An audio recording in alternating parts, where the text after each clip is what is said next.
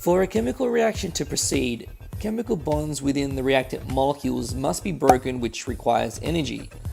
Atoms are shuffled around depending on their affinity to each other, and new chemical bonds are formed, releasing energy, resulting in new products. If the energy used to break the bonds in the reactants, the starting stuff, is less than the energy released when new bonds are made in the products, the stuff you end up with, then we call this an exothermic reaction. The extra energy is given off as heat, and there is a temperature rise around the surroundings of the reaction. For example, the combustion of hydrocarbons, or the reaction between iron 3 oxide and aluminium, that is, thermite. Either way, the enthalpy of this system has decreased and is released into the surroundings, which is why delta H of an exothermic reaction is always negative. If the energy used to break the bonds in the reactants is greater than the energy given out when bonds are formed in the products, then we call this an endothermic reaction. This means that overall the reaction takes in energy, therefore there is a temperature decrease in the surroundings.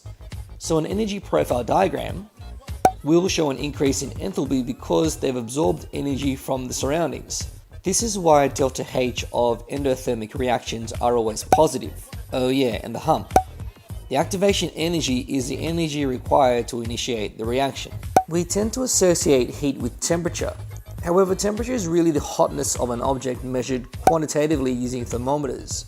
The scientific temperature scale is the absolute temperature scale, or Kelvin scale, which is just degrees Celsius plus 273.15. Anyways, different objects absorb heat differently. Remember, in summer it's stinking hot, with the sun radiating its punishing heat onto the ground. Trying to walk barefoot on the road is torture, but on the grass it's heavenly bliss. Both surfaces are exposed to the same amount of radiant heat, but it took less energy to raise the temperature of the road than the grass. This is because every object has a specific heat capacity. In other words, the amount of heat energy in joules required to raise the temperature of 1 gram of a substance by 1 Kelvin, or 1 degree Celsius. Therefore, the unit for this is joules per gram per Kelvin or degree Celsius. In the hot road example, the road requires less energy per gram to raise its temperature by 1 Kelvin in comparison to the grass. It has a lower specific heat capacity,